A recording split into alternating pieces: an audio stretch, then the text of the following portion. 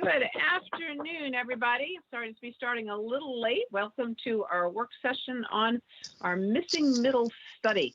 And we have been preparing for this study for a long time. In fact, so much so and doing so much work, a lot of really good work, that a lot of people think this is the study. But of course, we're just getting ready for the study. So we'll have a presentation today that will explain a lot of that.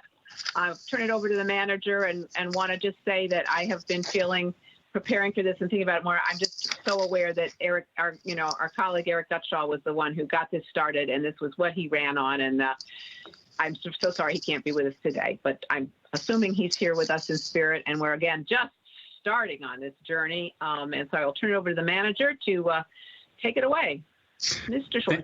Yes, thank you, Madam Chair, members of the board. What we're going to do this afternoon is we're going to have two separate presentations and take a break in the middle for county board discussion.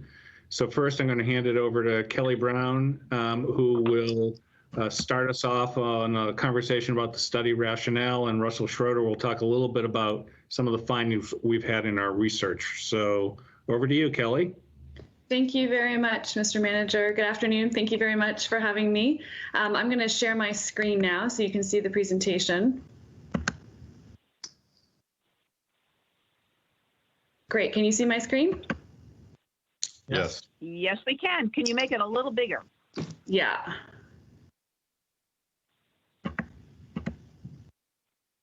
Sorry, I just need to start the show. Yep, that's fine. Thank you.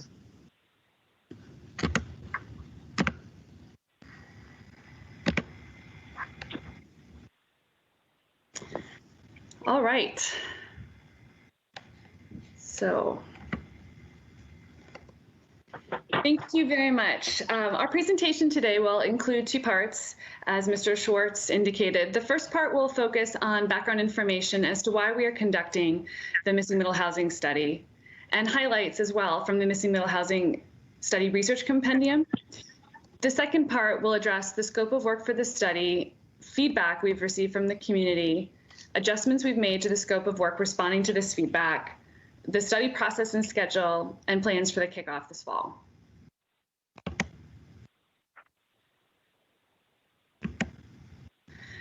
So why conduct the Missing Middle Housing Study?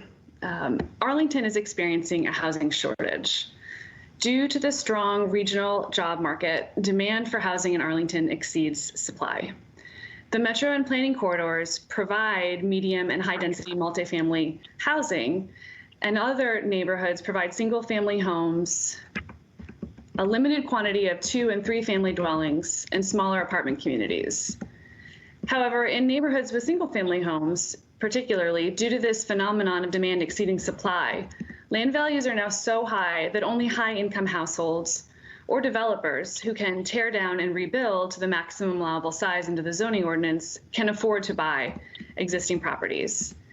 In other words, the existing supply of housing in Arlington does not provide enough housing options to support the diversity of households needed for a vibrant, inclusive, and economically sustainable community. And the situation is getting worse. It's also important to note that Arlington should maintain its diversity, not only because it is part of the county's vision, but also in relation to being viewed as an attractive place for employers to continue to locate.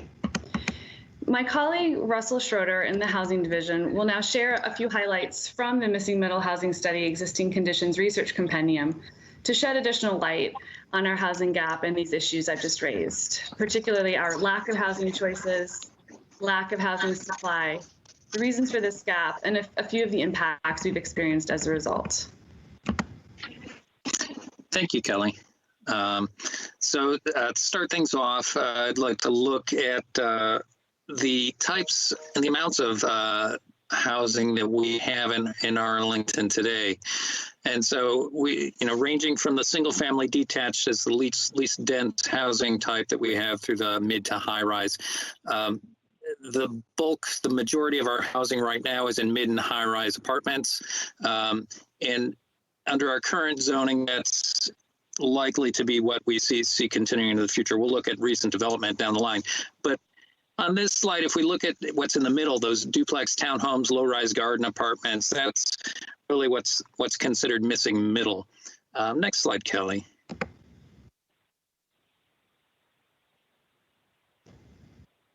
So let's talk a little bit about what we mean by missing middle housing. These are housing types that were often built in the early 1900s in many American cities and towns, but they became much less common in the latter half of the 20th century, primarily as local land use regulations played restrictions on the type of residential construction that occur, preferring the single-family detached home in large swaths. Next slide.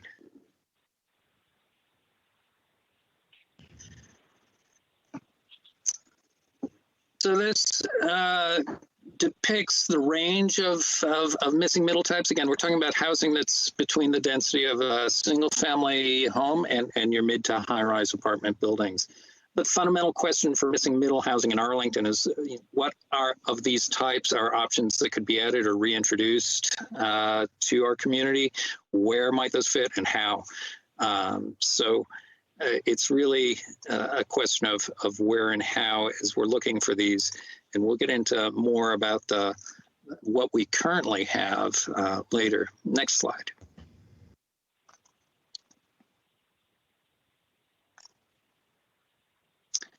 Next slide. I think there you go. Slow. Yeah. And this is a variety. All of these, except for the carriage house, which is an accessory dwelling, which we allowed as a detached use that can be built in neighborhoods last year as an early win for the Housing Arlington initiative. But all these types do exist in the county. You got duplexes, triplexes, fourplexes, courtyard apartments, sixplexes. These do exist, but in limited supply. Next slide. So we spent some time, next slide, it's a lag time here, so we spent some time in Bulletin 3 of the Research Compendium talking and looking more deeply at what types of housing we do currently have, just so people can see real life examples that exist in neighborhoods around the county.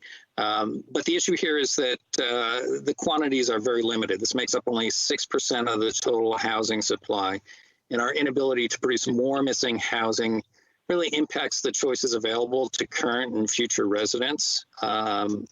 We also found that single-family detached housing, while making up 25% of the housing stock, it occupies 75% of the land that the county has zoned for residential uses.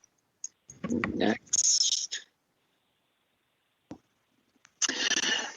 So this is looking at the last 10 years of construction in Arlington from 2010 to 2019. And the overwhelming type that has been built over the last 10 years are multifamily apartments, basically these mid to high rise apartments, and very little on the ownership side of the spectrum, townhouses, condos, and single family units. And then when we look at this, and let me point out before, these two charts don't exactly align. We're looking at the net production on the left. So, and on the right, we're looking at the gross production. So there have been many single family homes built over the last 10 years, but those were largely replacement homes. So the increase in single family homes only accounted for 1% of the new housing growth in Arlington over the last 10 years. But certainly there's been a large volume of replacements.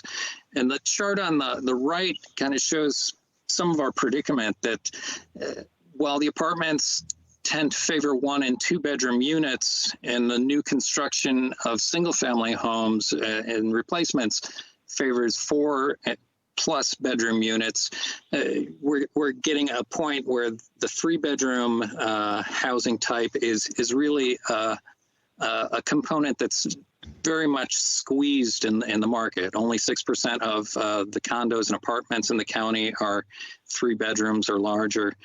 And so you can start your life in Arlington in a 1 bedroom, maybe move into 2 bedroom, but as your family grows and you might need a larger unit, there's really no transition there from the 2 bedroom to a larger home as the 3 bedrooms are diminishing throughout the county. Next slide. So we also focused our research on looking at the teardowns and rebuilds of single-family detached homes in the county.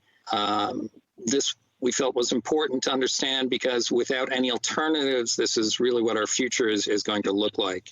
And so while there has been considerable construction activity in the single-family neighborhoods over the last 10 years, the net increase in homes has only been 107 net new homes after accounting for demolitions. So from 2009 to 2019, 1,245 single-family detached homes were torn down and replaced with new, larger homes. And in addition to that, those teardowns, there's also a sizable amount of activity and what we would call substantial renovations. And so about 1,000 additional single-family homes were substantially renovated over the same period. And overall, this has affected 8% of the single-family housing stock over the last 10 years. Homes demolished had an average size of 1,515 square feet. Replacement homes had an average of more than 3 times that size, averaging 4,750 square feet with an average price of $1.7 million. So the impact that this is having on the housing market, in the year 2000, 3-bedroom homes, single-family homes, made up the largest share of single-family homes on the market. And as these smaller homes have been replaced by much larger homes, the landscape of the housing market's shifted with fewer smaller homes available in the market and an ever-growing share of large and very large homes dominating the single-family detached market. So why is this important? If we do nothing, the status quo scenario doesn't mean that neighborhoods will stay the same and that we will preserve existing modest homes. What we should expect or anticipate to see if we do nothing would be continued neighborhood change, but this would only be in what we've seen already, the construction of significantly larger and more expensive homes. Next slide. So changes to our zoning ordinance over the 20th century increased restrictions on how middle housing could be built. Requirements for minimum lot size, lot width, and setbacks increased over time. And this slide shows a variety of housing types and what the zoning ordinance allows. And so they look like big boxes because there's basically an envelope in which you can build in once you take into account the setbacks. But row houses were restricted for many years and only more recently were allowed and through special exception process in townhome districts. Next slide. So as a result, the type of housing that we're seeing built is much, very large townhomes and very large single-family detached. And recently, where allowed, very, very large duplexes as well.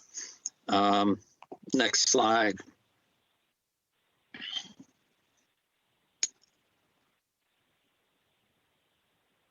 Next slide.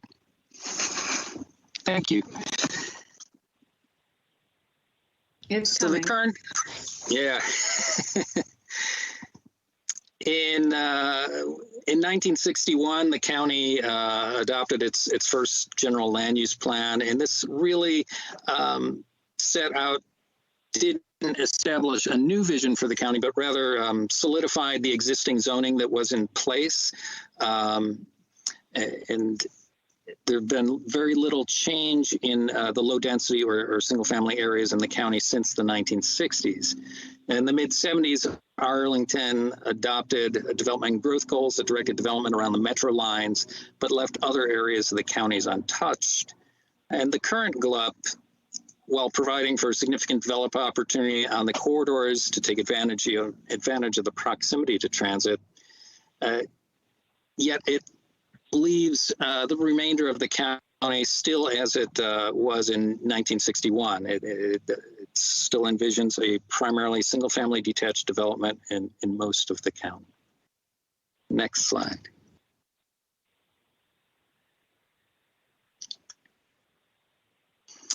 So these next couple of slides highlight aspects of inequity that arise from our current housing landscape. The Missing Middle study provides an opportunity for us to take a look at the role of planning and zoning in shaping the community as it is today. And we hope that the study will further ongoing efforts to promote equity and to achieve the county's vision to be a diverse and inclusive community.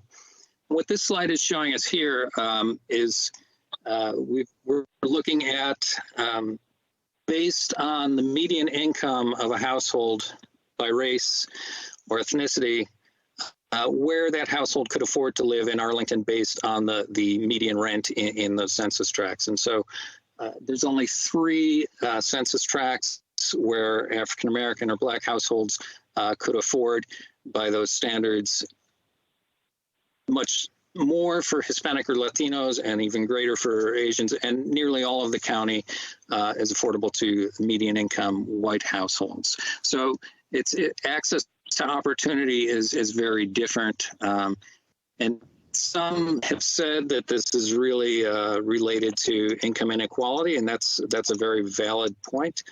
But it also is a reflection on our land use policy and our ability to make housing opportunities available more broadly in the county to a wider array of households. Next slide.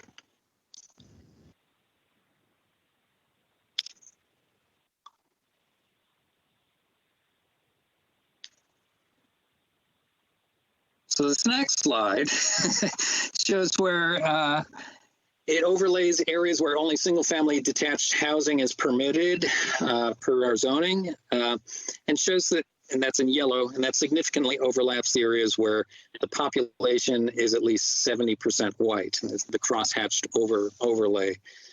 These 2 maps taken together suggest that there's a strong relationship between Arlington's exclusionary single-family zoning and land use policy and the lack of diversity and lack of housing opportunities for Arlington's households of color, especially for Black or African American, Hispanic or Latino households.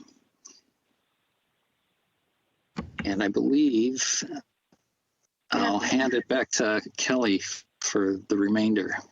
Thank you, Russell.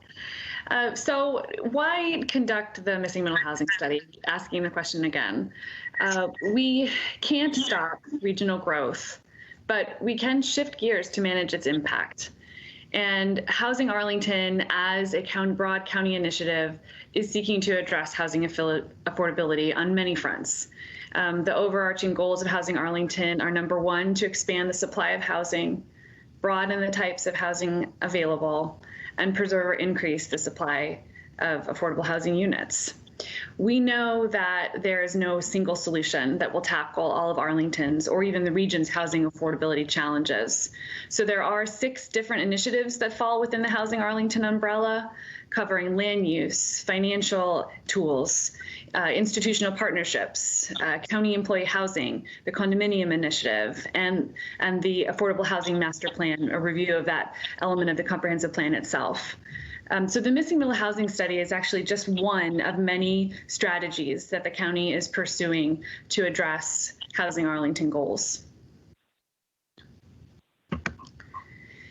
And again, through Housing Arlington, the county is working on many fronts to address housing affordability, to increase the supply and diversity of housing options. So efforts include the Housing Conservation District, or RA Multifamily Zoning District Study. This is to identify new zoning tools that will incentivize redevelopment and preserve some level of affordability in our multifamily areas. Institutional partnerships are something we're cultivating to identify new affordable housing opportunities, working with houses of worship, other nonprofit landholders, and public entities. The condominium initiative is providing information and training to condominium and homeowner associations to assure that these developments, which are a source of affordable homeownership in many cases, remain strong and viable. The Missing Middle Housing Study is looking specifically at the issues of housing supply and housing choice. We know there are barriers in the county zoning ordinance on the types of housing that can be built, and if removed, or more flexibility is created, we could see a more diverse range of households and increased supply. The Missing Middle Housing Study is seeking to identify which missing middle housing types the community supports and then study how and where to enable their construction in Arlington. So in summary, there's many reasons to conduct this study. First and foremost, to increase the supply and provide housing options that could be more attainable by more people.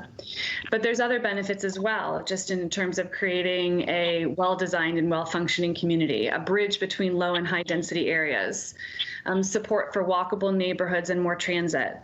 And then finally, to address the historic framework of exclusionary zoning and land use policy that has created barriers to housing diversity in the first place and contributed to the segregation of lower income families and communities of color that still persists today. So with that, we'll pause and open for discussion. We have several questions shown here on the slide. What questions and comments are raised in reviewing the research compendium findings? Is missing middle housing well defined for this study? Is the rationale for conducting this study well defined? And what are your thoughts on opportunities for this study? Thank you. Thank you. Thank you very much. All right, colleagues, any thoughts or questions at the moment? We could start with the first question, and I will do my very best to see the hands that are up. And I think Mr. Dorsey was the first out of the box, and then Ms. Crystal, and I'll try to keep taking it from there. Christian?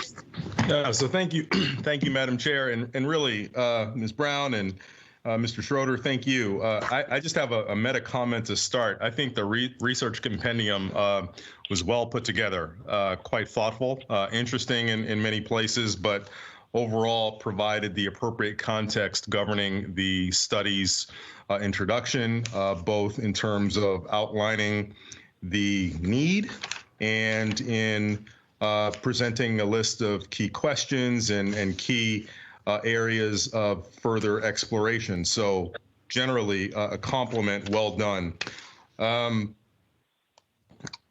Particularly interesting to me was the work that you did tying it with the board's priorities on racial equity. And I want to reference the housing affordability chart, which I believe is on slide 15. Would you like me to show that slide? Sure, if it's easy to do. I know that we're having some slide management issues. Yeah, they're filled with information. They are. They're good. This one or the following? Yes, that's it. Thank you. Mm-hmm.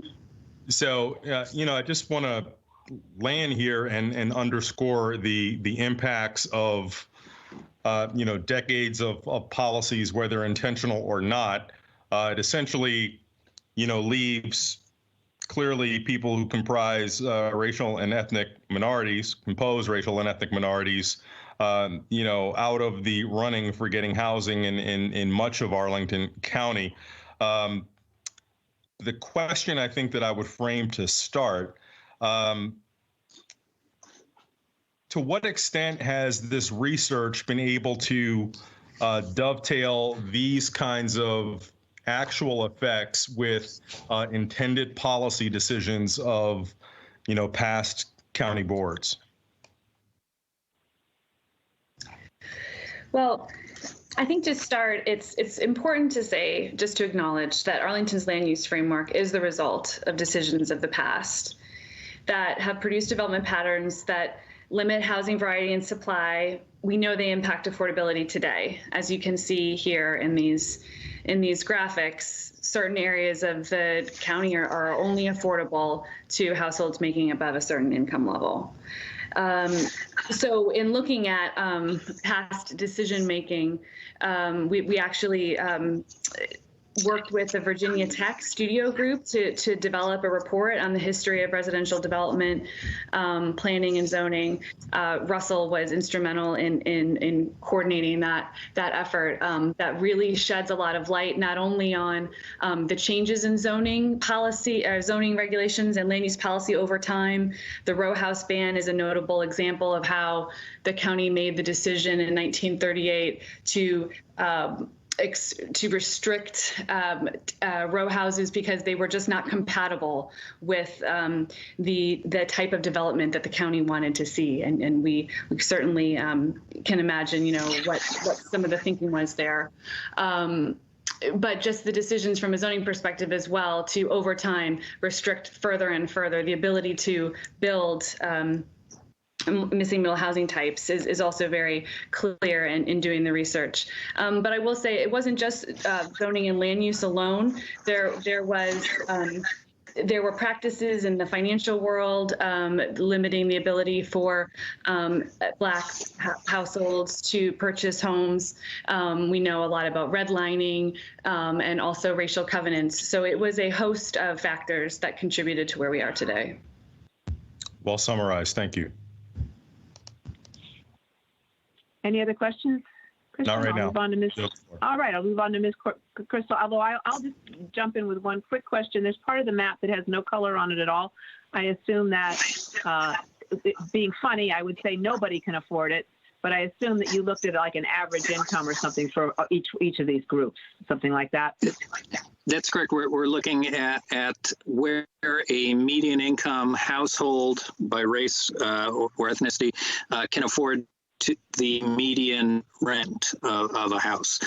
So those two white ones in the upper corner of Arlington are above the affordability for even the median income white household.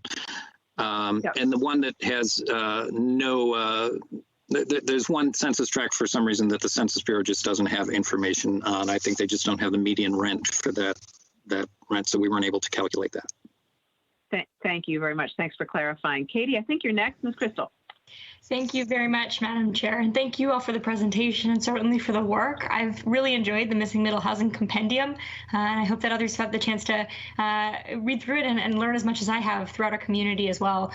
This is such an important conversation that Mr. Dorsey started us off with, and I was particularly struck by slide 16, or the next one here, and that overlay, because I think there is maybe a widespread narrative that I've been guilty of believing as well, which is that, Arlington is less diverse because housing here is too expensive, right? And compared with the wealth gap and all of the other ways in which systemic racism has led to lower income in our communities of color. I think this slide is really striking because you look at some of our areas that are certainly not cheap in Arlington County along the RB corridor. And I think the story that we're seeing is that it's not just that Arlington is expensive or parts of Arlington are expensive, but a real relationship between the zoning and what's permitted and the actual diversity that we've seen. So thank you for bringing that up. Thank you for not shying away from really engaging in the historic decisions of past policymakers and the implications for I guess, contra our goals of being a diverse and inclusive community.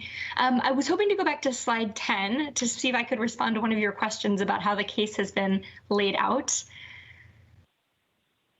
And I should overall say while we're scrolling back there that I think on balance has been done quite well, particularly across the compendia.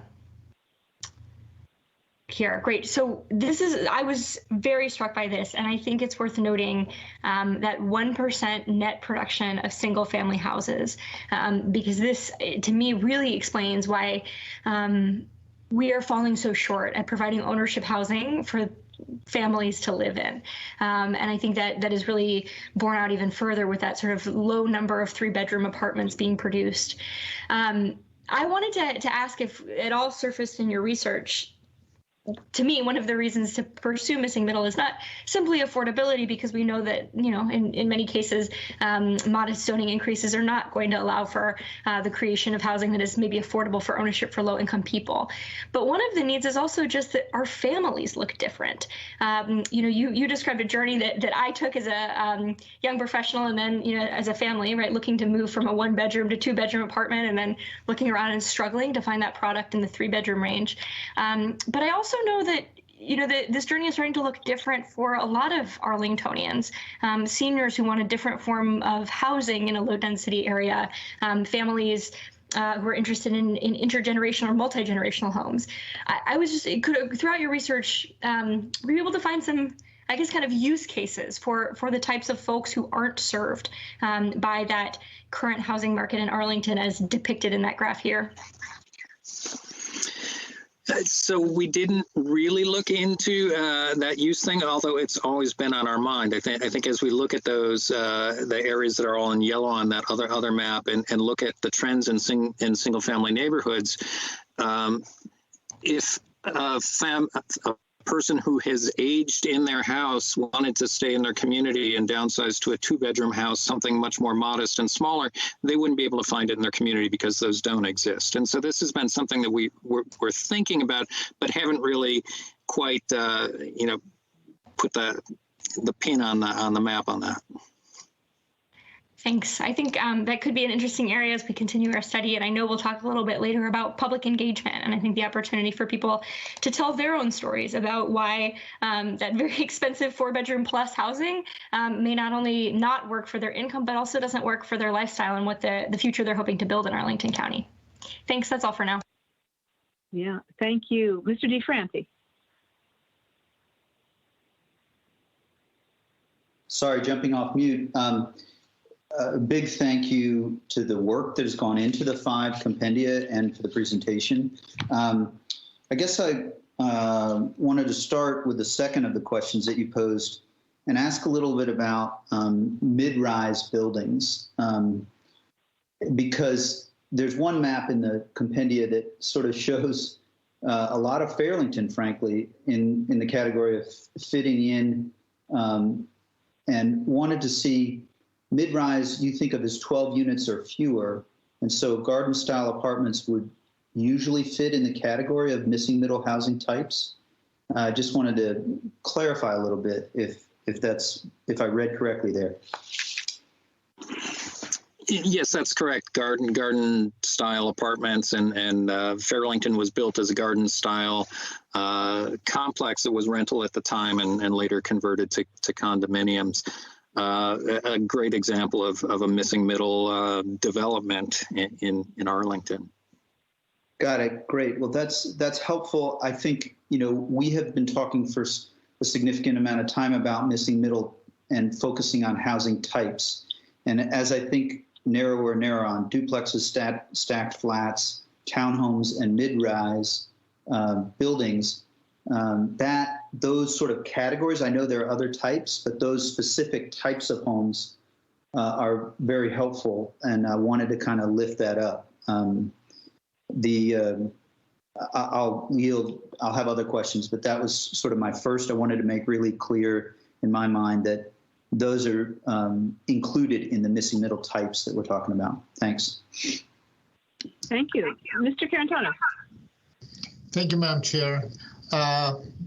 Ms. Brown, Mr. Russell, and all your team, congratulations for an excellent delivery on the research compendia. These have been very, very enlightening, and I can only recommend to everybody who has an interest in this study, the broader public as well, to take a look on this. I should also say that I found it very interesting that you engaged the Virginia Tech Master in Urban and Regional Planning and the students there to write up and do some very interesting and eye-opening research on the residential development, the history of residential development and planning and zoning in Arlington. I believe, and correct me if I'm wrong, that their work is available for download from the website as well. Is that correct?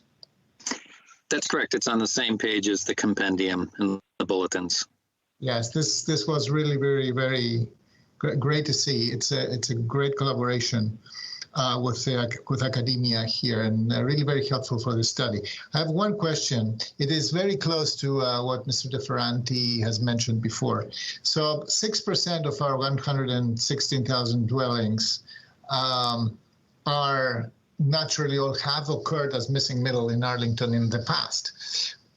Do you have any insights of how old they are? So what's the average? Because I have the impression that at some point in Arlington, we had naturally, quote unquote, occurring market-driven, occurring missing middle production. We have many duplexes, we have garden apartments, we have even quadruplexes in certain places. But for some reason, all these housing types were didn't really evolve. They didn't gain market share, so to say, and we ended up with this skewed, polarized housing market where we have the big bulk of our land being in single family detached home neighborhoods, and the other bulk of housing being invested in apartment buildings. How come? Why did the market break and didn't produce this initially occurring missing middle forms? Russ, I'll take the first stab at this. I would say that it actually wasn't a market reason why we stopped seeing the production of the duplexes. Duplexes were allowed in the zoning ordinance up until 1942, I think, in many places in the county, and that's when the majority of the duplexes that you still see today were built. It was after 1942 that we started, the county introduced restrictions on the construction of duplexes as a by right use. Also made it harder and harder to build duplexes from a minimum lot size requirement, so that duplexes that had been built were now considered non-conforming because they had been built on smaller lots than when the zoning ordinance was amended in 1942 or republished in 1942. Then the minimum lot sizes increased. So it became, not only could you no longer build them in many places in the county, those that existed were non-conforming, making it much harder to reinvest in that existing stock. So that's why you stop seeing them after a certain point in time. And what was the rationale for such a drastic intervention? So the staff reports from 1942 are not nearly as, don't have nearly as much narrative as the staff reports of today. So it's actually quite difficult to do research on the rationale for changes.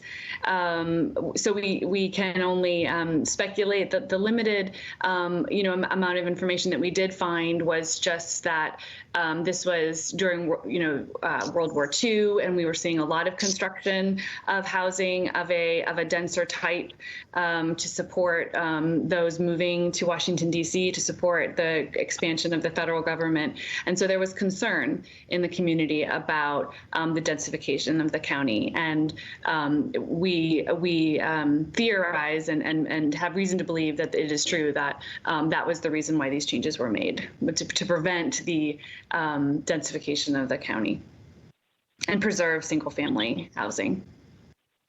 Okay. And to exclude people by race and class as well. Yes, keep the riff-raff out is what I was going to say. Mrs. Dorsey, over to you. You're next. Because for some I'm sorry. reason, I just wanted to interject that. I know Ms. Brown is certainly not in a position to necessarily speak as frankly on those issues, but it's a historical fact.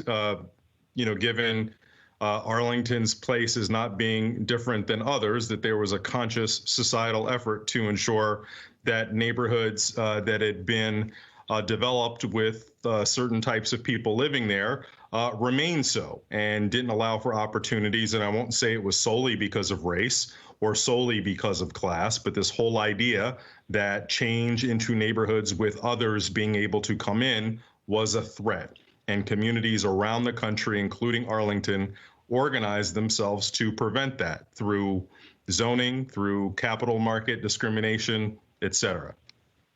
Right. Mr. Carantonis, you did have the floor. I'm sorry. Go ahead and finish up. Oh, no, this is actually why I asked this question. And I believe that Mr. Dorsey exactly prescribed what I feel was happening then, what we know actually what was happening then. And it coincides with an amazing time in Arlington when the Department of Defense was built. And, the Army, our armed forces, was the most integrated institution in America back then.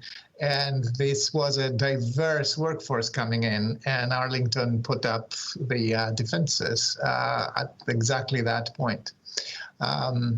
It is an important insight. Thank you. Yeah. Mr. Dorsey, did you want to continue because your hand had been up, or should I move on to Mr. DeFranti? My hand is no longer up, Madam Chair. Thank you. All right, Mr. DeFranti. Thank you, Madam Chair.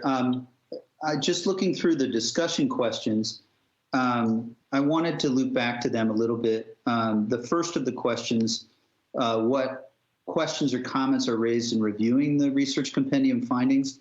I think there's a reference in, I think, the first one to a recent Montgomery County study, and I did not click on that link and review it, but much as we often like to think we are very different from Montgomery County, and I feel strongly we are different in many ways, but also there's some similarities, and I think we could benefit from a little background on that study. And I'm not sort of putting you on the hook right now, but if you happen to know background, that's one question of what did you learn or take away from Montgomery County's study that either might be added going forward, or if you know today, I'd be curious if either of you, Kelly or Russell, know. Sure. Well, they were looking at that study, and their study, the scope was a little bit more narrow. It was more, they weren't aimed at getting a final proposal to their board for consideration. It was kind of an exploratory look at missing middle housing, but they did a fair amount of consultation and economic feasibility work on different types of housing, and which was informative, and we'll do likewise once we know what types we're studying more. But there's some issues in built out communities and being able to provide solutions that will be to scale, that are scalable to have a sizable impact. But sure. The research in there, it's informative, and we've talked to our colleagues over at Montgomery County as we've launched this as well, and we're kind of watching each other and stay in communication. Great. And then one more question, then I'll yield the floor. It seems to me, just thinking about Mr. Dorsey's comments and sort of the opportunities for the study, you asked about that. And I was struck so strongly by slides 15 and 16, the income disparities in Arlington between races and households. And immediately I thought to the wealth gap that we know exists. Think of the accumulation of differences in income over years. So I wonder if there's data, and I have not seen it on an Arlington-based level, of wealth disparities. I know that we know nationally, and we know in Virginia that there are significant wealth disparities, but that's one thought for an opportunity for the study to tease out, not in excruciating detail, but perhaps as we go forward, I think it could help inform the conversation. And similarly, I have not read the book. I'll admit to it. It is on my list. The book Color of Law, I think, could provide significant background that links the slide 16 with the stories that were a little outside the scope of the compendia. So I suggest maybe the wealth gap analysis, and then understanding the way FHA-backed mortgages were structured for decades might be opportunities and might help flesh out a little bit the rationale for the study. Thanks. Thank you. Mr. Karantonis, I see your hand. Thank you, Madam Chair. So when we talk about missing middle and about our single-family home, detached single-family home neighborhoods, there is more to the neighborhood than just housing. There is also the center of the neighborhood, the design of the neighborhood in terms of where, the neighborhood retail may occur, where services are more feasible, how walkable the neighborhood is, how serviceable the neighborhood is with public transportation, whether, a sufficient array of services are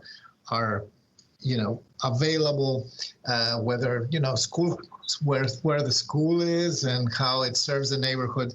So there was, I tried to figure out whether we will be thinking as we go through the meticulous study of the feasibility, as you mentioned before, of new housing types. Are we going to think about these parameters, including also, the changes that we may have to contemplate for our, the available infrastructure, from stormwater to energy, and relevant things. How does this planning thinking find a expression in the work that you plan to do? So this is a good segue when we are ready for that to the next part of the presentation, I think. The question of housing types first in phase one is to hear from the community, based on what you view as the priorities and key considerations as we think about our problems. What are the housing types we should study? Then in phase two, we take a close look at these housing types, how they should be designed. Then where are they appropriate? So from a planning perspective, where is a duplex appropriate? Where is a quadplex appropriate? And where is a low-rise multiplex, or anything more than 4 units? Where is that appropriate? And we should conclude that there will be criteria to determine where they are appropriate, and they may not all be appropriate in the same locations. I think that is also an opportunity to start to identify some of the opportunities we can look at in adding new housing types to our communities. So what does introducing new housing types to our communities allow us to benefit that we don't get to appreciate now? Right now, when a small single family home is torn down and rebuilt, it's a question of opinion, but not everyone might necessarily appreciate what that large single-family detached home looks like.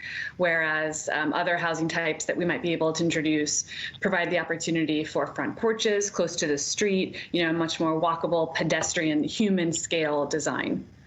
So those are things we'll look at in phase two of the study. Okay. Thank you. Yeah, thank you. Mr. Dorsey, I think your hand is back up again. Is that yes? Yes, thank you, Madam Chair. So just in addressing the questions as I remember them about whether this is framed correctly and what are the opportunities, I'll try to make this a coherent thought. I think you do this generally well across all of the materials that have been presented, but I do believe that in many ways, what we haven't done quite as well is to really articulate and address the concern that a lot of people have when they hear that we're even beginning this type of study, and that is to be reductionist a little bit. What's the impact going to be on my property values and my quality of life? And in many ways, I think our conducting a study into this area is going to necessarily cause some people in our community not to take our word for it.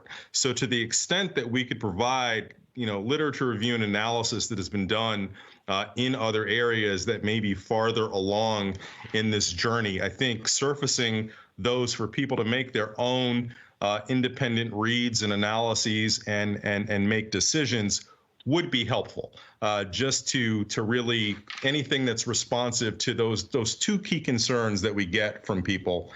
And furthermore, I think it's implicit across the materials, but maybe could be made more explicit that, when we think about growth in Arlington County, you say very well that this is not something that we can turn off as if it were a lever. It is going to happen. It's up to us to determine how we manage it.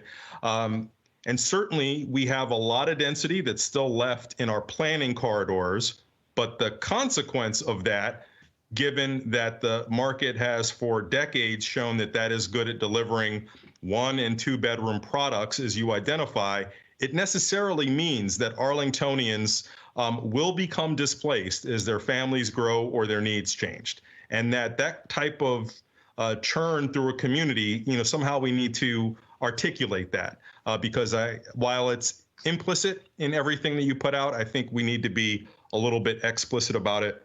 And I think I'll just leave it at that for now. No, thank you. Those are good comments. I think I'll go and I'll get to Mr. DiFerranti next. Just go through the questions a little bit very quickly for myself. On the questions and comments that are raised, I mean, I think, we all have seen the emails that have come in from people, as Mr. Dorsey stated, who are, they're anxious.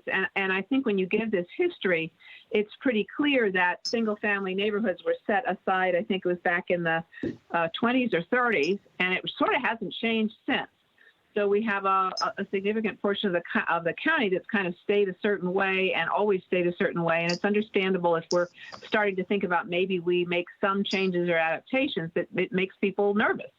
So I think the questions and comments, to some extent, it's good to know what are raised for us on the board, but it's really more what's coming in from our public. And I think a Q&A, which I think we have already actually, but a Q&A page, perhaps to sort of address that, kind of regroup at this point as we launch on to the next study would be really good, because it's the questions and concerns and comments that are coming in from our, the people we serve, I think, that are actually more important to be addressing right now.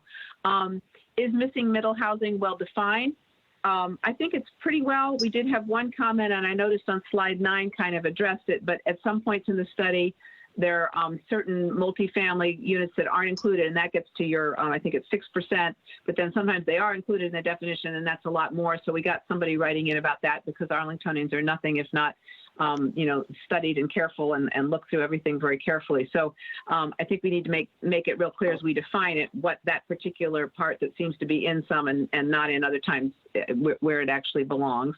The rationale, I think, is well defined. I think, although we maybe could still make it clearer, I think some of it is what's going to happen if we do nothing. We just absolutely, if we want to, if we don't think about where it is we want to go, we won't get there. So this is an effort to be intentional about where we're headed and make some adjustments if it looks like we're headed in a direction we might not want to be going in. And I think that's where we are if we really look at things. Not changing is not an option.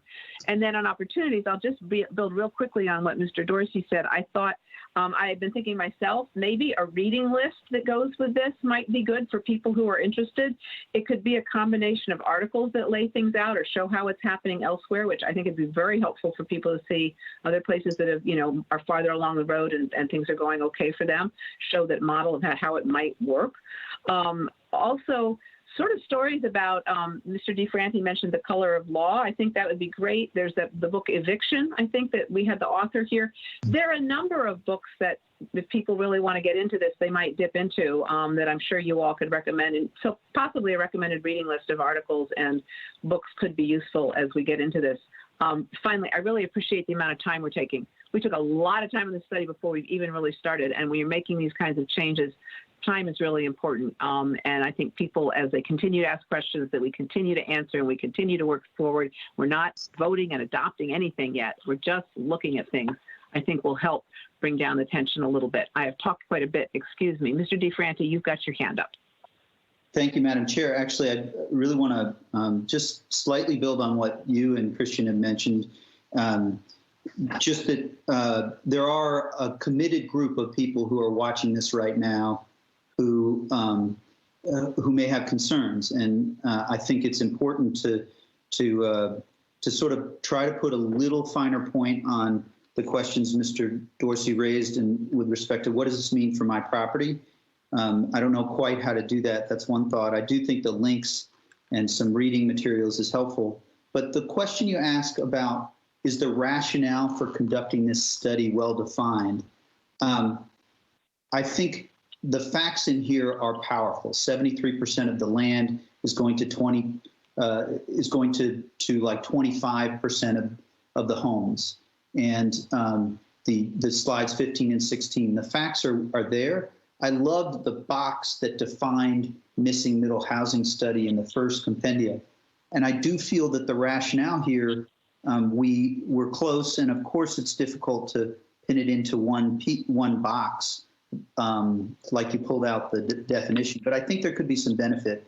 because for me, it's also the concern that the price of homes where families can live will continue to go up. So those who currently live in Arlington, their kids won't be able to afford to live here in many instances. And I don't know that it has to be put that way, but you did ask about the rationale, and I would see if there's a way to tweak that. If we don't provide any more supply, the challenges that, for example, San Francisco is facing are plausible over the next 20 to 30 years for us. So that's on the rationale. Thanks. Thank you. Mr. Dorsey, I think your hand is up.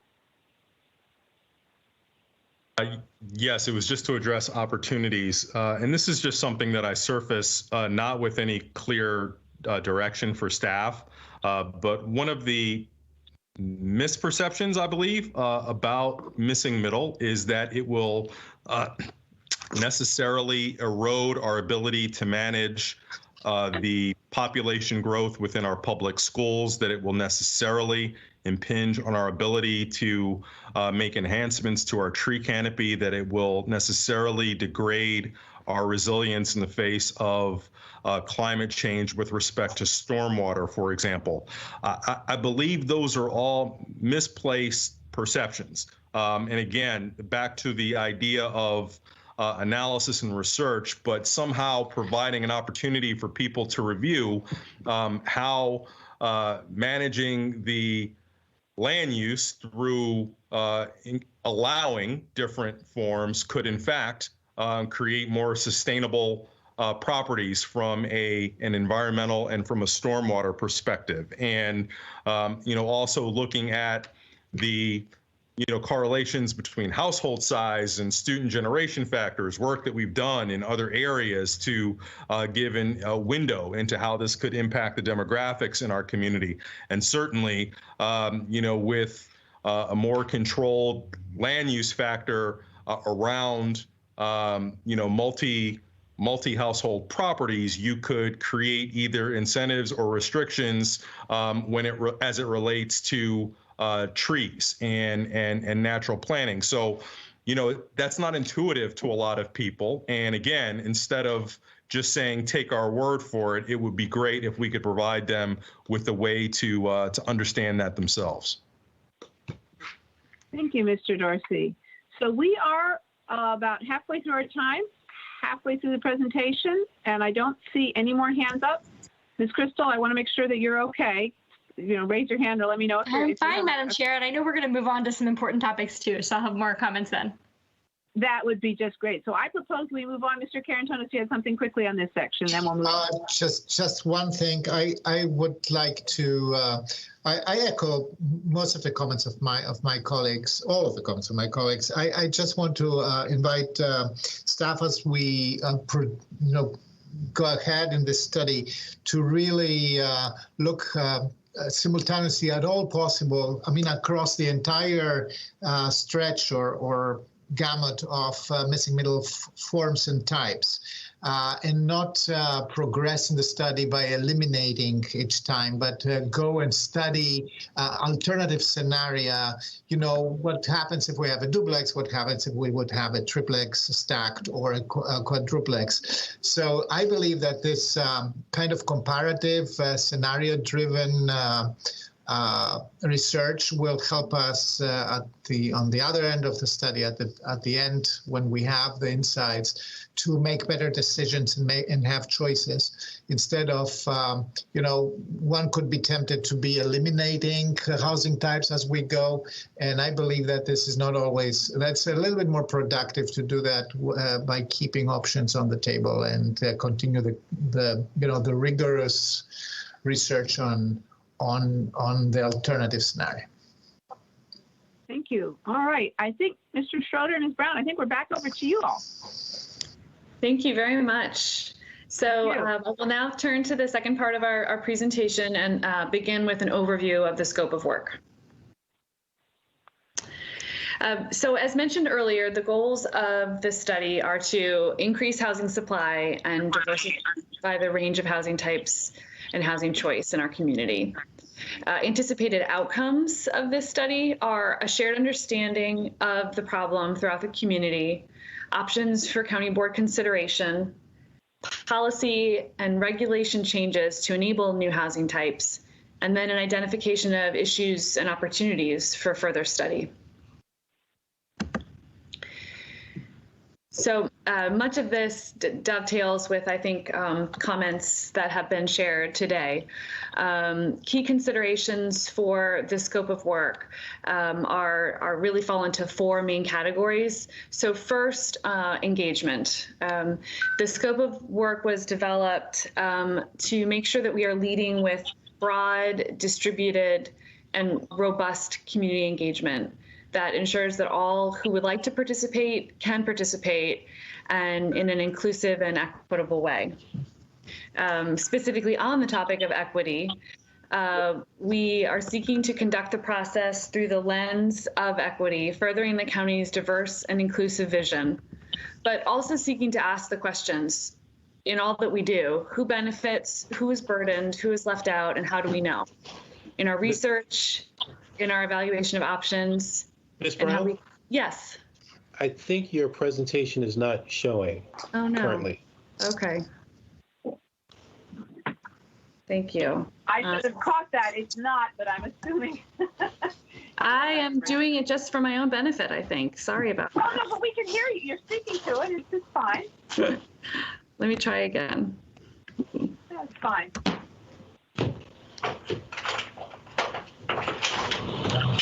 There we go. And board colleagues, we have it, of course. And I think this presentation will be up on the web afterwards, yes, for people who would like to see it. Yes. Yes. Okay. That would explain why people kept on pinging me over Teams as well. It's okay. All right. I hadn't gotten too far.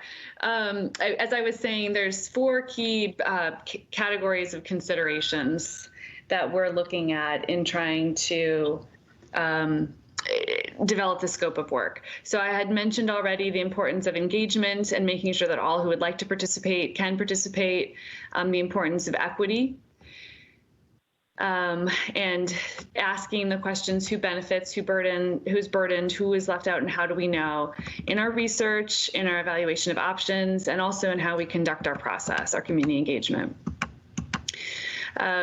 Research, extensive research already has been done. The baseline for our understanding of missing middle housing in Arlington has been captured in the research compendium, but we'll also do additional research to answer questions raised today and also raised in phase 1 and phase 2 moving forward.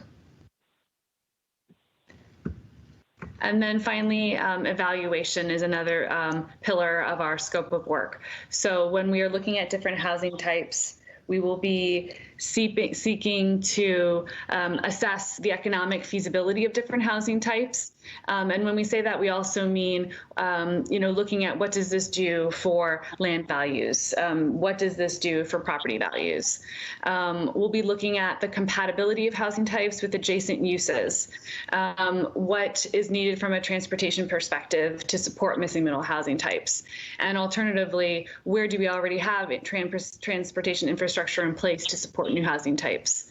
We'll be looking at making sure that we're mitigating impacts in terms of environmental features such as trees and stormwater open space, also opportunities to address stormwater and trees in recommendations put forth. So how do we not only stem the loss of our tree canopy, but add in even more new trees moving forward?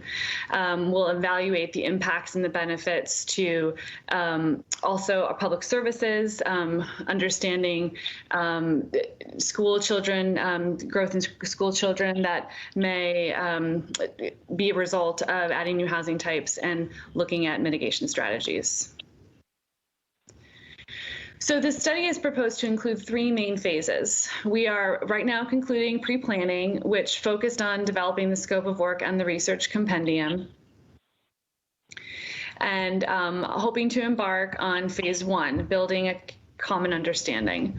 So this phase has been designed to work with the community to develop a common understanding of the problems that Arlington face, priorities and key considerations for possible solutions, and then preliminary ideas for new housing types to study, informed by those priorities and key considerations identified through the process. This will allow us to develop a report with recommendations for consideration by the county board, and moving into phase 2, which will be focused study of housing types. This phase has been designed to study the housing types identified in phase 1, along with the priorities and key considerations raised in the process, to come up with recommendations for implementation. And that's phase 3, implementation.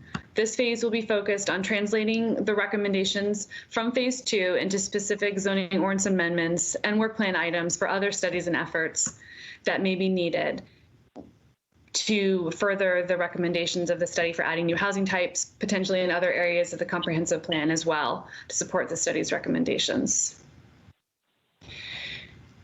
So in January of this year, we took the draft scope of work to the community. Seems like that was a long time ago now. We shared the draft scope of work with many commissions. The county board also, members attended civic associations to share the scope of work and get feedback. And we also conducted an online survey. The survey was we received a very good response rate, 494 respondents, and used this feedback to make recommendations for updates to the scope of work. So the next few slides just highlight key updates, key pieces of feedback we heard through our community engagement in the pre-planning phase, and then updates to the scope of work. So first, it's important to acknowledge that, again, as talked about earlier in our discussion, that Arlington's land use framework is the result of decisions of the past that now limit housing variety and supply and impact affordability. It's important to recognize that these decisions reinforced racial and class-based segregation and inequities, and supported the segregation of white households from communities of color, notably Arlington's African-American communities. So looking to the future, Arlington could choose to do nothing. There is a do nothing scenario to address the limitations on the production of new housing types, but the structural barriers and institutional racism embedded in the county's land use policy would remain. So the scope of work, we've updated it to make it clear that across all institutions, much work must be done to create a more equitable, inclusive community, while also addressing our housing issues. And the focus in the scope of work tries to indicate how conducting the missing middle housing study is one of many deliberate choices the county can make to address these issues. So secondly, staff heard about the importance of focusing not just on the potential impacts, such as, how will this affect my quality of life? How will this affect my property values? What about the potential loss of open space and stormwater management? But focusing on the benefits as well. That missing middle housing is something that's been part of our community for a generation, many generations, and it contributes to the walkability of the neighborhoods in which it's located. It provides diversity of choice, economic sustainability, many other reasons for supporting missing middle housing in a community. So the scope of work has been updated to include more focus on the benefits of missing middle housing. We also heard a lot of questions about the role of affordability in this study. Questions such as, isn't affordability the county's biggest problem when it comes to housing? Why look at missing middle housing if this type of housing can't promise to address the county's affordability goals? So through Housing Arlington, as I mentioned earlier, the county is working on many fronts to address housing affordability issues and increase the supply and diversity of housing options. And so we have sought to clarify in the scope of work and just reaffirm that the missing middle housing study is focused on two goals, looking at the issues of housing supply and housing choice, And new housing choices that are smaller than what is currently being produced through single-family teardowns and redevelopment should be more affordable than what can be built currently under the county's current limited menu of options. In addition, in phase one, building a common understanding, the community will have the opportunity to suggest affordability as one priority consideration as new housing choices are studied for possible introduction or reintroduction to Arlington. In addition, we heard a lot about the role of single-family neighborhoods, questions about what will the impact of this study be on single-family neighborhoods. And so we've sought to clarify in the scope of work a commitment to a countywide geographic scope for this study. That the first question is to work with the community to identify what housing types we'd be interested in studying, what housing types may meet our priorities, and then where are they appropriate? And through that process, we will make recommendations about what parts of the community may be appropriate for these housing types. We also heard a lot about the importance of taking stock of what we're hearing from the community throughout phase one in particular, and using it to help inform next steps. So I talk a lot about priorities, and that is something that we built into the scope of work through the engagement process, creating that as a specific checkpoint or milestone in phase one, reporting out on what we've heard from the community in terms of their priorities, and then using that as a touch point for the community to help inform their identification of housing type preferences for study in phase two. We've also built in some additional check-ins with the commissions and with stakeholder groups and technical experts after we've conducted some extensive community engagement in the first part of phase one, sharing what we've heard and seeking help in processing that information in developing our phase one report. And then finally, that leads me to the last piece of, or the last element of our updates to our scope of work. We did receive a great deal of feedback on community engagement.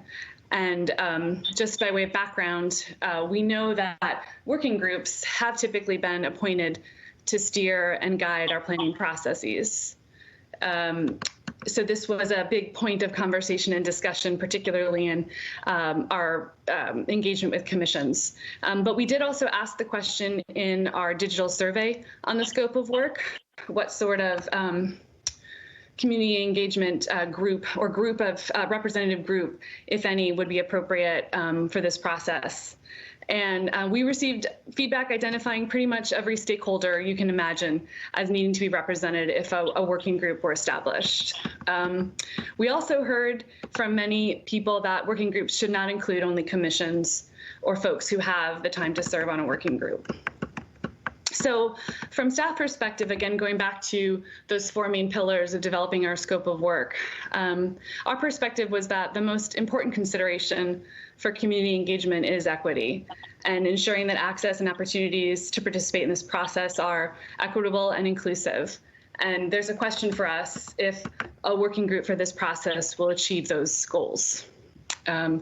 So to that end, we are recommending a very distributed community engagement process to make sure that we're not leaving anyone out and which makes sure that everyone can come to the table who wishes to have a voice. We will plan check-ins with commissions and use our community partner network that we have discussed in the scope of work to share information and get feedback. So our recommendation is to please sign up to be a community partner if you're an individual or a group that's interested in being engaged in our process. And in terms of an actual group, staff would like to convene a technical advisory group that will serve as a sounding board to staff in processing the feedback we receive from the community. So this would not be an appointed body by the county board or by the county manager, but a staff convened group. We anticipate that we would want to convene this group about midway through phase one, after we've conducted some pretty extensive broad community engagement to get feedback on priorities and concerns. and that this group would again be our sounding board for developing a report for phase 1 and also working closely with us in phase 2 as technical experts to help us with the design of new housing types and making recommendations for opportunities to address the questions that have been raised throughout the process about things such as stormwater, tree preservation, and so on. So we would hope that this group would be comprised of representatives from various commissions that have that technical expertise included in their commission, and as well as additional community professionals that we may seek out as staff to supplement with additional technical expertise. We also heard a lot of other engagement from the community, a lot of other comments through the digital survey that I just wanted to highlight briefly because it really shows the full range of support and interest in this study. First of all, there was a majority support for the overall engagement approach and opportunities for public feedback. We heard a lot about let's hurry up already and do this study. I'm going to need to move out soon if we can't find a way to create more housing choice. People very supportive of having diverse housing types in their neighborhood. Arlington is a place where lots of people want to live. We shouldn't reserve it for those who got here first. We don't need to sacrifice neighborhood character. We need more housing options for the broad scope of average income individuals and families. I would like to age in place. More attractive and functional duplexes, triplexes, and quadplexes are necessary. We should be thinking about higher density apartment complexes, but we need to be mindful about where we recommend them to be located. And then finally, many comments about concerns about potential impacts of adding more housing, such as impacts on property values, stormwater management, tree loss, and accommodating school children. So before I wrap up on the feedback we received on the scope of work, just want to emphasize, we believe there are 4 really important messages to share about the Missing Middle Housing Study. First, again, I'll say it again, Arlington's land use framework is the result of decisions of the past that have led us to where we are today in terms of limited housing choice, limited supply, and resulting lack of affordability. And many efforts are needed to address these housing issues. There's no silver bullet. The Missing Middle Housing Study is just one effort. And work is needed in more than just housing.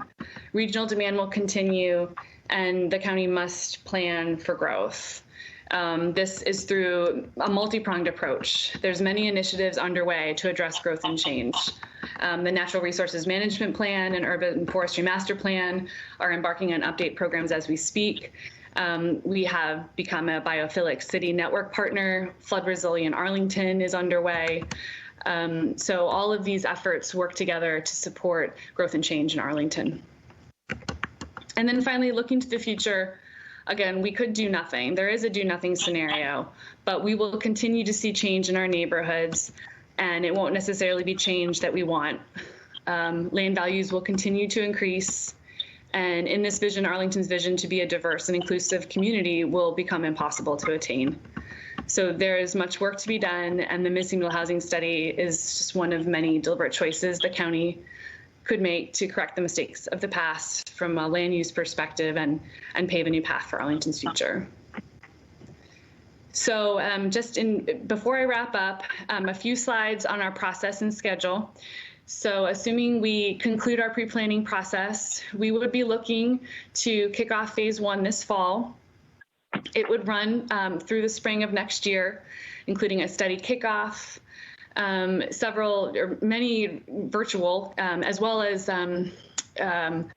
I say in person, but what I mean is presentation boards and displays at our locations at the community where people may visit, such as community centers and libraries, to help with the digital access issues. So many opportunities to learn more about our missing middle housing gap, weigh in on the issues and priorities we should be addressing, as well as opportunities to weigh in on preliminary ideas for new housing types to look at in phase 2. This will culminate again with a report to the county board, as well as touch points with the community stakeholder groups and the commissions.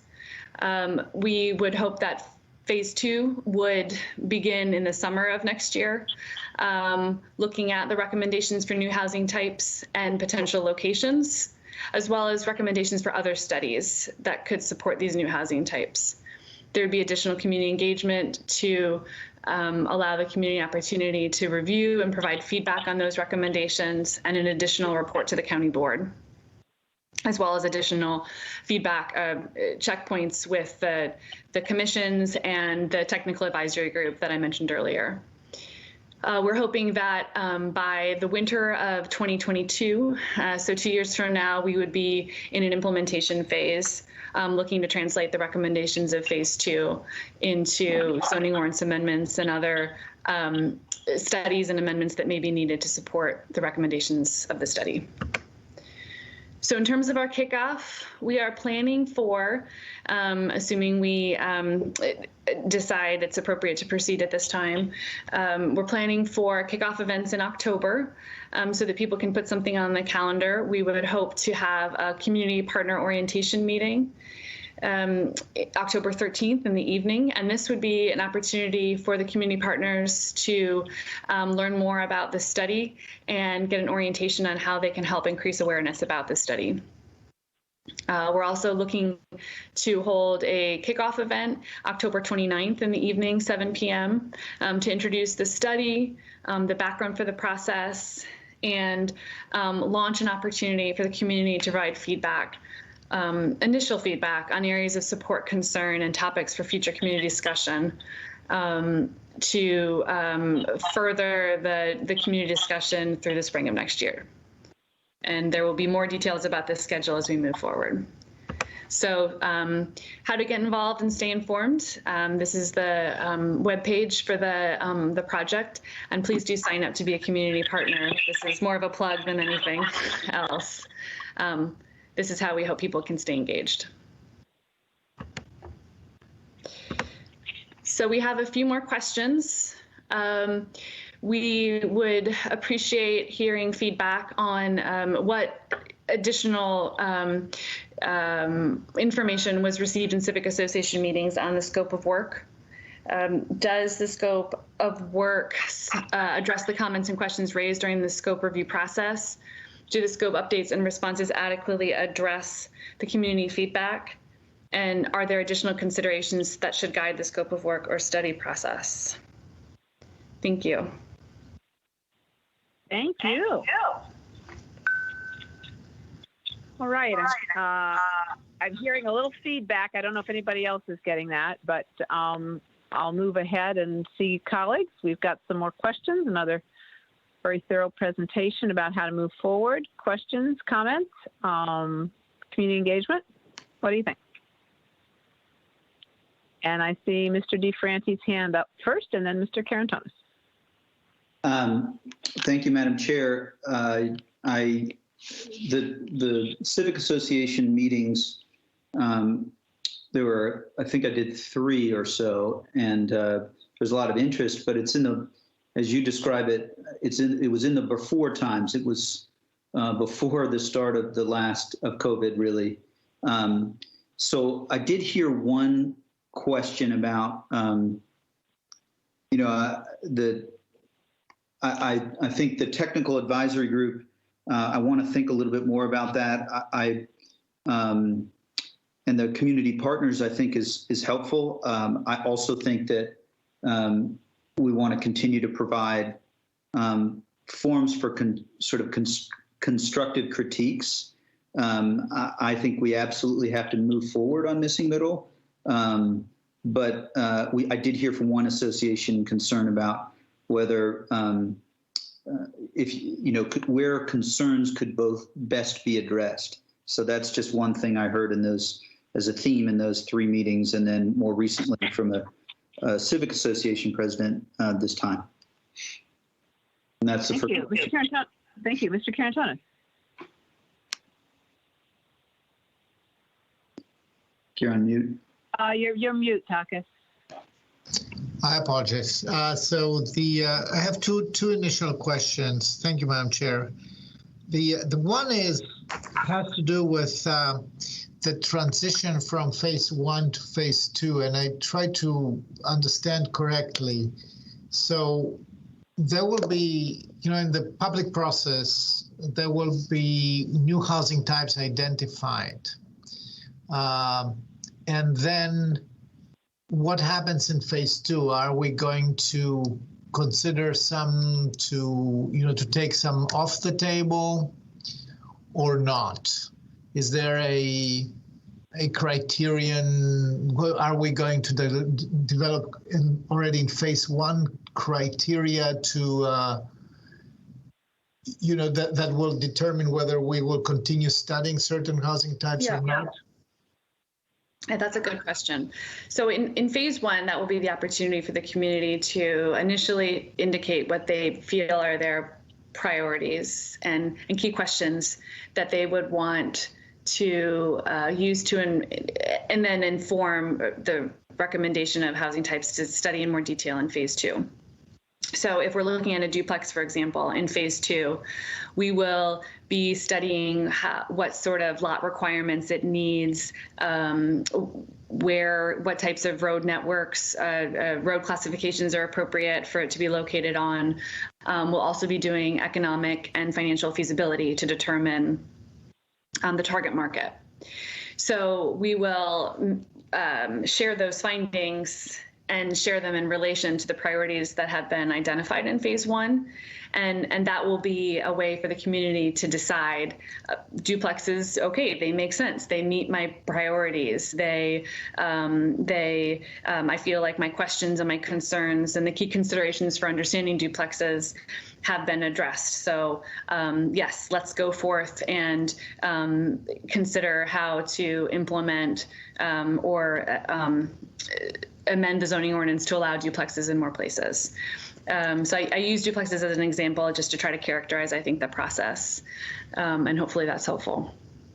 Well, yes, it is helpful for me to understand the thinking behind that. But wouldn't you be concerned that, the initial, since this is about changing zoning in some places where appropriate, to be determined where it is appropriate, wouldn't you be concerned that our approach will be in the research phase, in the study phase, that our approach would be rather timid and we wouldn't, try to evaluate a broader broader possibilities? Wouldn't be a scenario-driven research? Absolutely. I only mentioned idea? Example. Yeah, I only mentioned duplexes as one example. I would anticipate that in phase 1, there will be a host of different housing types that potentially meet the range of community priorities that come up through the process. So duplexes might be something that we want to study because they meet some goals or priorities, and triplexes and small multiplexes might be appropriate for further study because they could meet other goals and priorities. So I would anticipate in phase 2 looking at a range of different housing types, not just 1 or 2. Yeah, I'm motivated by the thinking that it took 60 years of practically zero change in our single-family home zoning to get to the point we have these problems that we have to address today. So we are planning for the next 60 years. So I believe that flexible analysis and scenario analysis is a good thing. It also informs the community in a better way. Mm-hmm. The second thing is about the way the technical advisory group that you envision will work. So as far as I understand, we won't have a working group in the classic, or the way I understand or I participated in is that we had a board appointed, board in accordance with staff and with a board appointed core group, and sometimes we had a plenary group to which we would be reporting.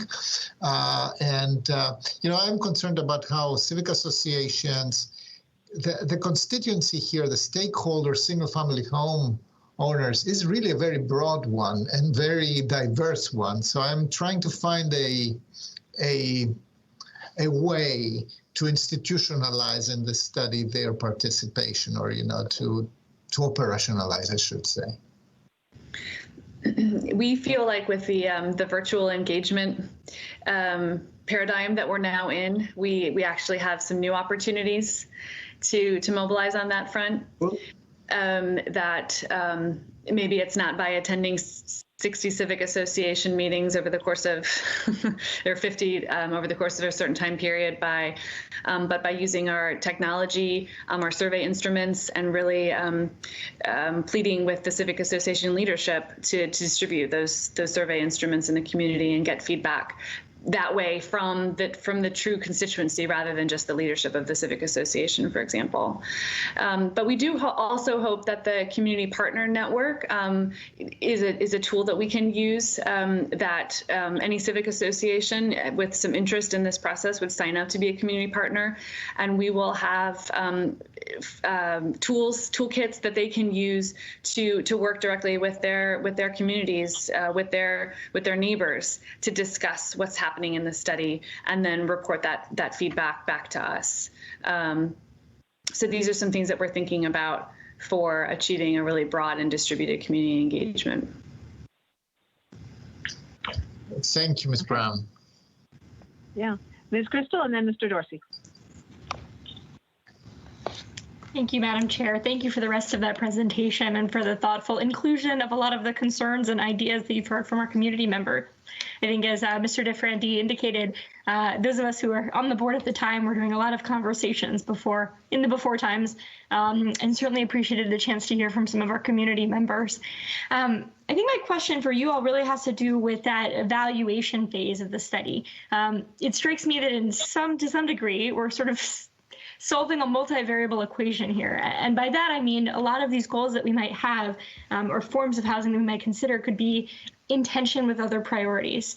So, for example, that desire to have slightly denser housing that's closer to transit is a strong one, but we also know that the lots maybe furthest from transit lines tend to be the largest, and so potentially allowing for new housing types there could minimize impacts on impervious surface or trees.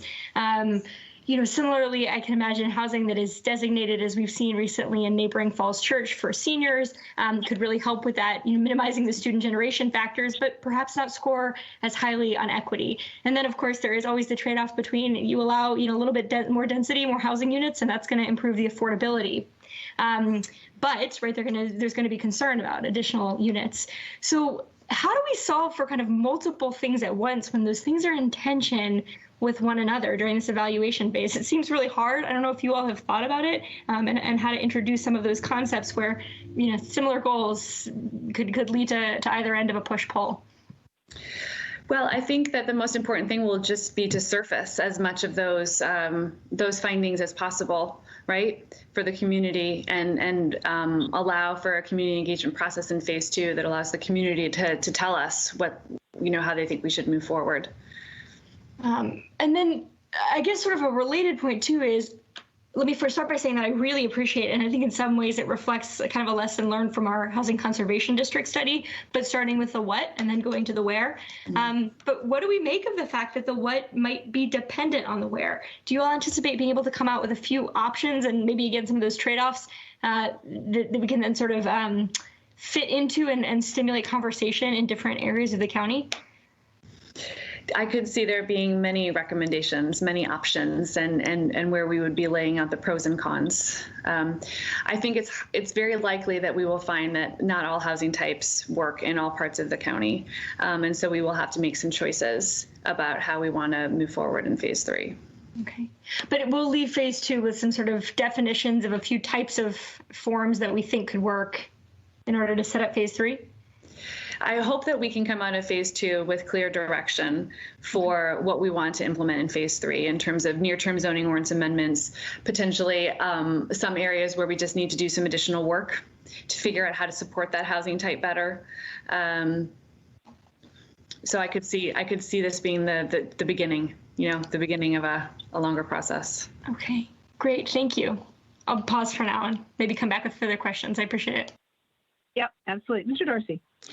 Thank you, Madam Chair. Trying to remember back to when we had a civic association conversations, like Mr. DeFerranti said, that was in the before times, which seems ages ago, and I only think I did 1 or 2 on this issue.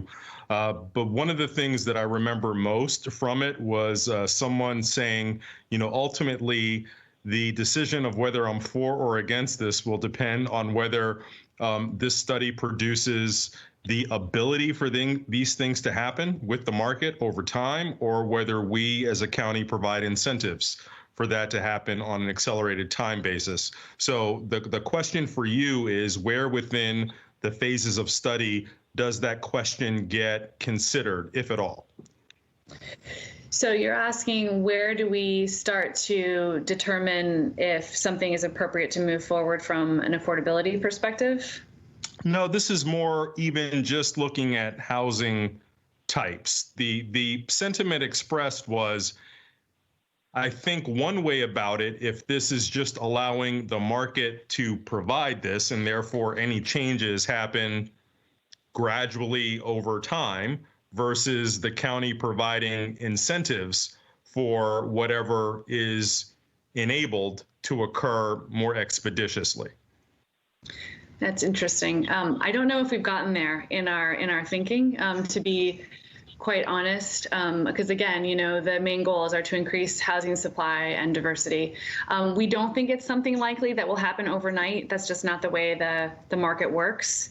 So I don't think we would expect to see immediate change. That this is, all of our planning is really long-range planning. We do translate it into zoning ordinance amendments to enable that to happen, but we don't think it happens over time.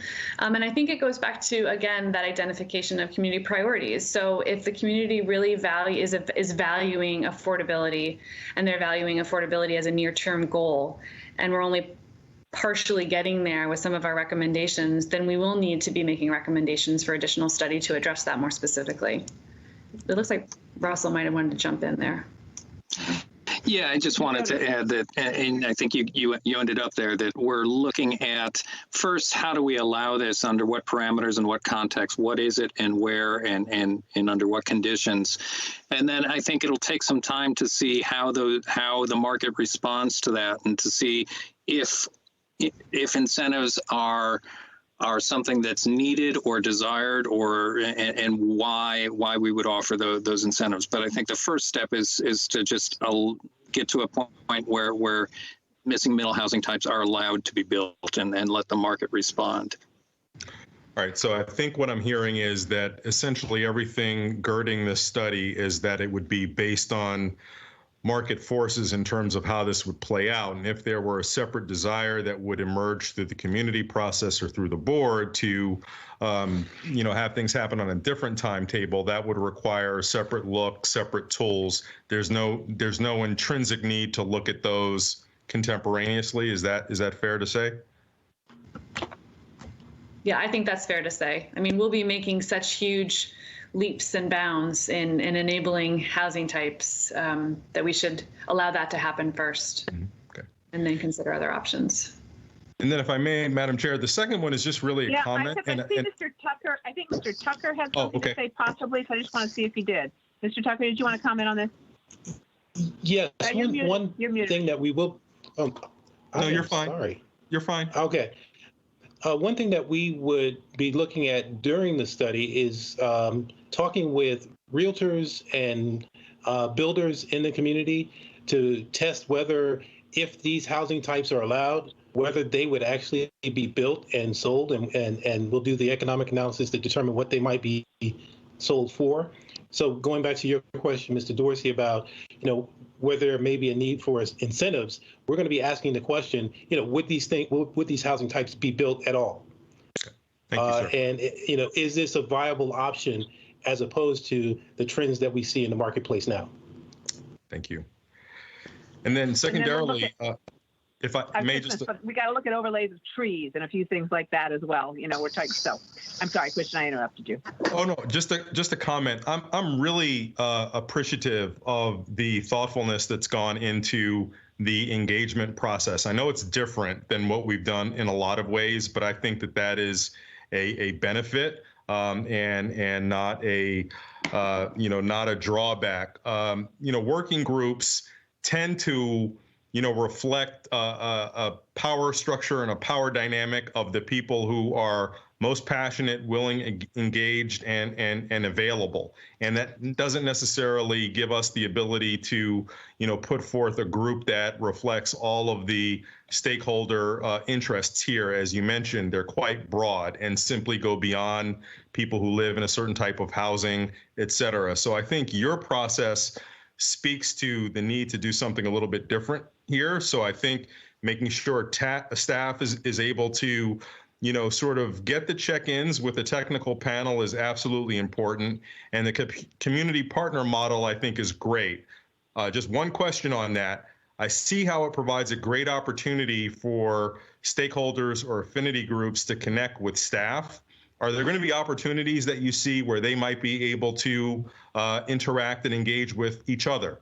Because I assume that many of these groups will reflect people with a particular background or point of view and could see some real benefit if they got an opportunity to go through this process learning together, even if they may come from initial disparate views. We would absolutely encourage the community partners to partner up and co-host events. I have a couple of ideas in mind already, for some organizations that could partner really well together, and we'd be happy to, be a part of their efforts as well. You were also asking about, just more broadly for them to interact with one another. And I think that's how we're designing this distributed model, that we will have virtual events, of course, webinars with the opportunity for breakout rooms, as you've probably participated in them through Zoom or other platforms, where we'll kind of, shuffle the deck and make sure that people from different groups are having the opportunity to have conversations in these small, chat rooms, literally, and then bring the results of that conversation back to a larger forum to report out. So we're hoping that that's what can be done to encourage that kind of dialogue. Thank you. All right, great. We'll circle around again. We've got about 11 minutes, and some of us have a hard stop at 5, which is why I'll try to keep moving, but we'll go back to Mr. Carantonis and Ms. Crystal. Second. Thank you, Madam Chair. Very, very short question. So we have established that we have the goals that Ms. Brown has laid out, supply diversity.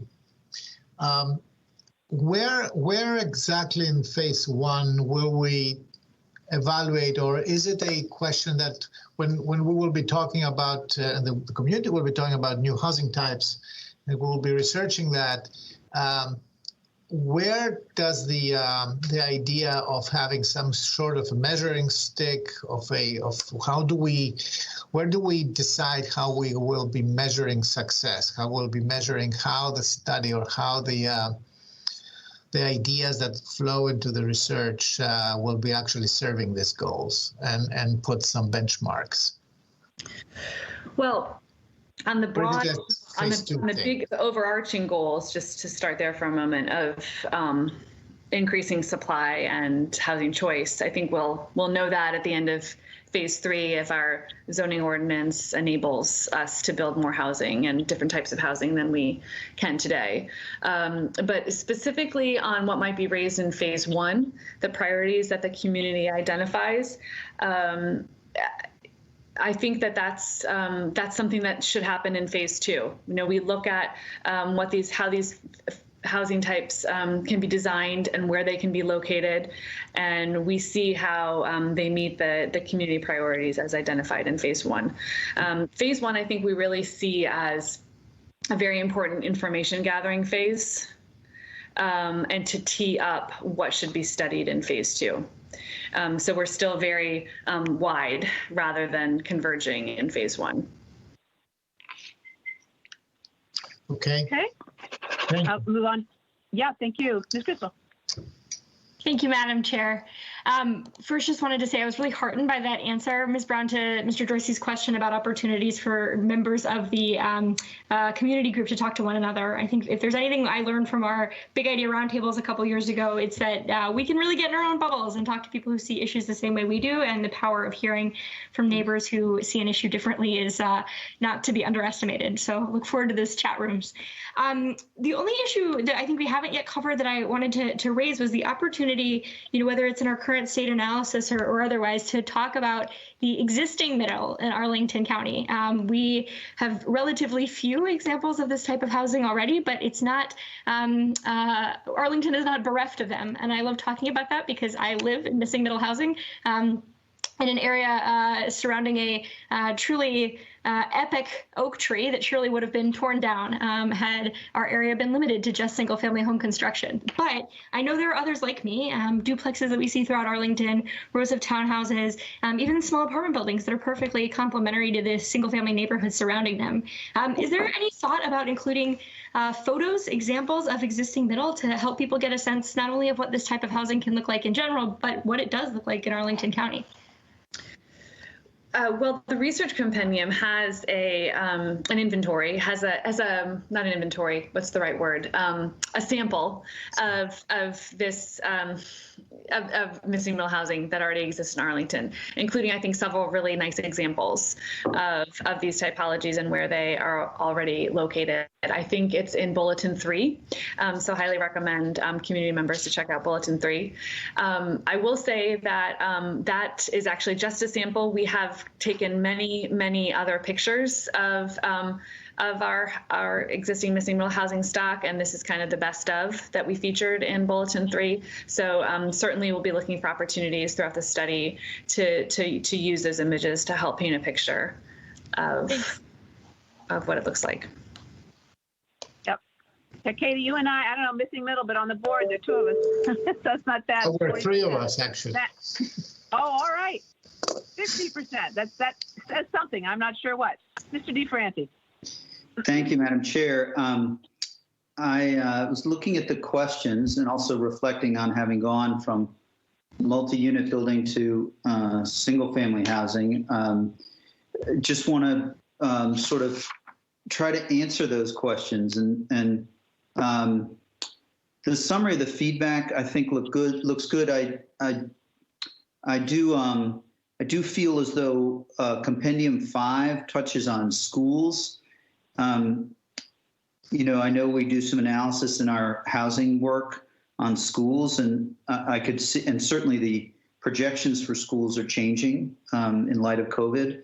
But I feel as though a little more teasing out of that in the next phase could be helpful. I do note the 62% of students not coming from the corridors, if I recall correctly. But so schools, stormwater, there's been an article yesterday on this, and there's also a piece of that which I think could be helpful. And then I don't know that there's strict timing, and I think, but there is some work going on behind the scenes. The managers mentioned about long-term costs and benefits, and I feel as though in the next phase, those would be things that would be helpful. I also, just as we see the word growth, for me, I think growth will happen, evolution will happen, but it's sort of how we do it and how we balance growth that occurs to me. I don't want people to misconstrue the word growth to mean certainly we're going to need to meet the high supply goals to prevent housing from becoming more expensive. But those are thoughts in response to your questions.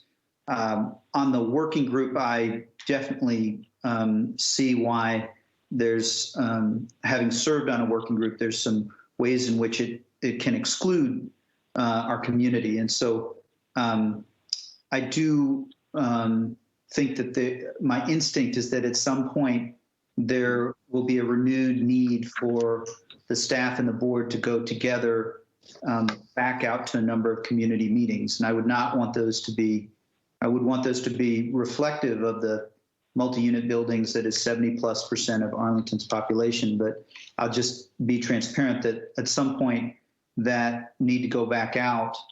As I didn't quite see it in the table of it's part of community engagement, but I think in addition to community partners, the engagement with constructive forums online would be something that I think eventually we would need to do too.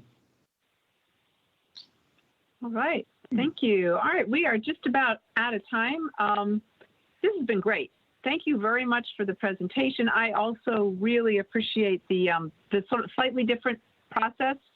I mean, we're really doing things differently, approaching things differently, and it's going to require a different process. Mr. Tucker, I see your hand up. Did you have a comment you wanted to make before we conclude?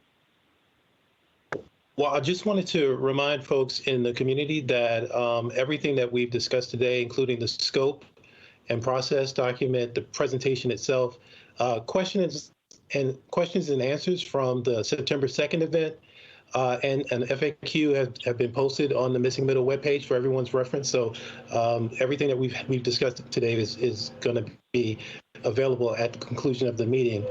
Second point is along the lines of outreach and reaching folks that we don't normally reach through electronic means. We're planning a Housing Arlington mailer that will provide information about the program overall and highlight the upcoming events in the month of October. Hopefully we'll get those out soon, and we'll rely on the post office to help us out with that. And then just to follow up with Mr. DeFranti's point about going back out to the community at a later stage, I want to remind folks that this is planned as a 2-year process. So there will be plenty of opportunity for us to circle back and understand, how things stand, especially as these questions about input from civic associations and other groups. I think there will be plenty of opportunity to circle back and figure out a way forward if we get a little down the line and see where things are going. Thanks. Thank you. Thank you, Mr. Tucker. No, and thank you all for the work. When we started out this year, we were also, so much has changed. We were going to look at our 100th anniversary, and part of what we want to do is look at our history, decide where we wanted to go. And while none of those anniversary events after February went the way we thought and have kind of been put on hold, we've got a few more coming up in a different fashion. To me, this is part of you've been studying where we came from, how we got to where we are today, and we're going to be doing some in-depth thinking over the next couple of years about where we want to go and who we want to be. And it also dovetails into all of the racial equity conversations we're having. So I think this is a major transition time in our community, and I really appreciate all the staff work and support as we really do it intentionally with a lot of thought, a lot of study, and a lot of thought. And I think that's how we're going to build a really solid foundation to move on into the future. So thank you. Thank you to our community who's coming along with us on the trip. October 13, I think, is the virtual partner orientation. Please, I hope people will join in if they want to. We've got the kickoff on the 29th. Have to fiddle with the timing a little bit because we also have David Brooks speaking with us. So I know we'll figure that out. But thank you all. And with that, if there's nothing else, I will go ahead and adjourn our work session. Thank you all very much. This is the start of a long, long journey. Look forward to hearing from lots of folks who are watching, I'm sure, and look forward to hearing from them as we work this through together. Thank you all very much. We're adjourned. Thank you. Thank you. Thank you.